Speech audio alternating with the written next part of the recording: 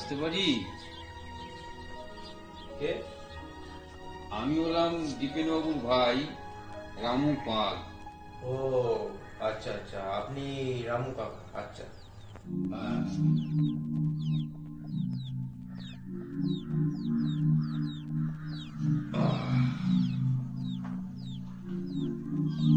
ও, তুমি তাহলে আমাদের বাড়িটা ভাড়া নিয়েছো? হ্যাঁ, আসলে দীপেনবাবু এত সস্তা বাড়িটা আমাকে অফার করলেন। তা বলি, কি করা হয় কি? আমি আসলে আপনাদের এখানে লোকাল যে পোস্ট অফিস আছে সেখানেই চাকরি পেয়েছি। 1 মাস পর থেকে জয়েন করবো, তাই এখন এই বাড়িতেই থাকবো বেশ 6 মাস, তারপরে আবার ট্রান্সফার হয় কলকাতা।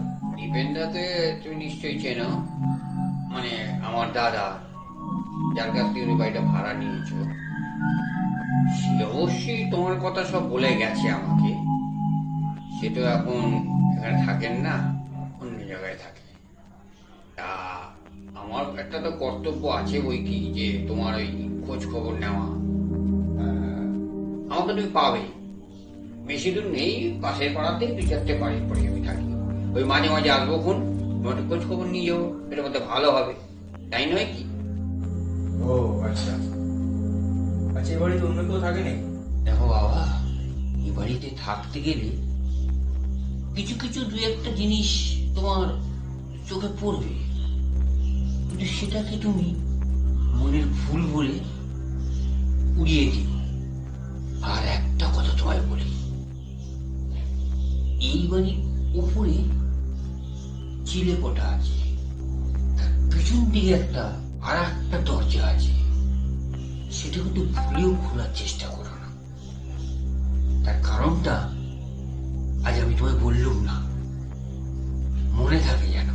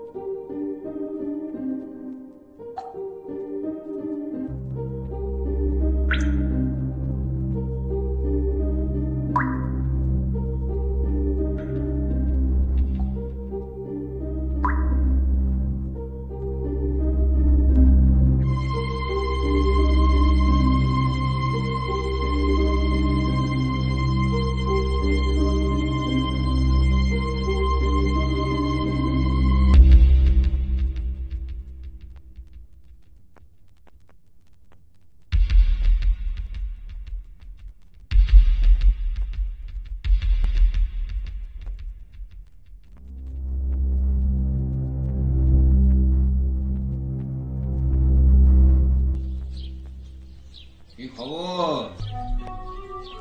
আসতে পারি?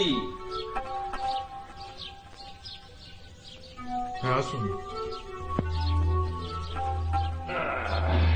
বলো প্রদীপ, কেমন আছো বলো? কোনো কিছুর জন্য কিন্তু করবে না, কোনো কিছু দরকার হলেই আমাকে বলবে। না, দরকার তেমন কিছু পড়বে না, তবে আমার একটা প্রশ্নের উত্তর আপনাকে সরাসরি দিতে হবে। কি বললে? প্রশ্ন? কি প্রশ্ন তোমার? 9 দিন আগে আমি এ বাড়িতে আমি ছাড়াও অন্য কারোর উপস্থিতি অনুভব করেছি। আমি জাস্ট ক্লিয়ার জানতে চাই যে আমি ছাড়াও এ বাড়িতে অন্য কেউ আছে কিনা। দেখো প্রদীপ, তোমাকে আমি প্রথম দিনই এই বিষয়ে কিছু কথা বলে গেছিলাম, এটা তো অস্বীকার করতে পারবে না। তবে হ্যাঁ, তুমি যা দেখো বা যা শোনো, তোমাকে আমি আবারও বলে যাচ্ছি, আজকে কোনো কারণবশত ছাদের ওই ঘরের দরজা তুমি কিন্তু খুলো না। কেন? কি হবে বললে? ওই ঘর যারা যারা খুলেছে তারা সকলে এখন পাগলা হারবে। কেন? কারণটা কি?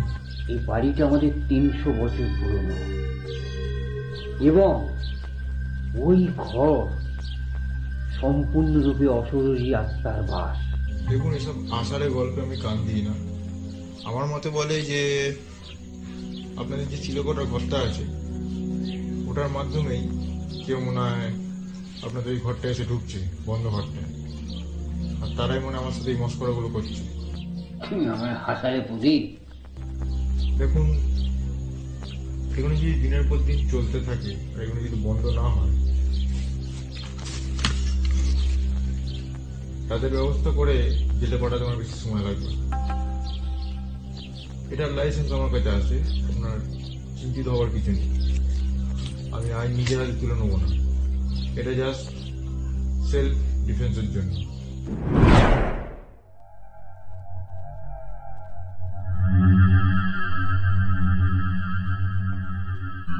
এটা তো অস্বীকার করতে পারবে না।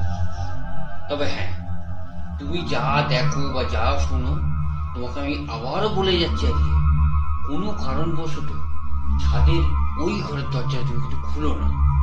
আমি কিন্তু আজকে আরেকবার তোমায় বলে গেলাম।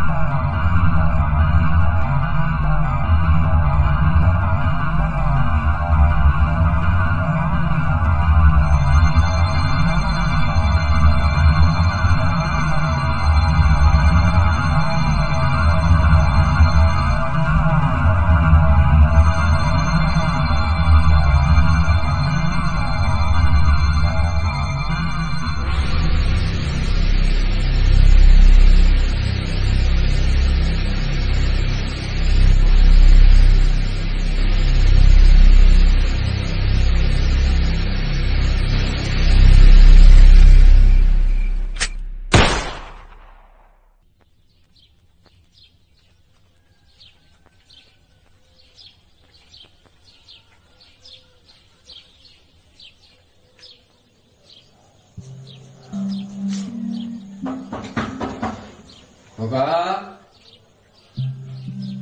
খোকা, আরে ভাড়া নিতে এসেছে খোকা। কি ব্যাপার, ডাকাডাকি করছি, দরজা খুলে না। খোকা, এ কি, দরজাটা খোলা?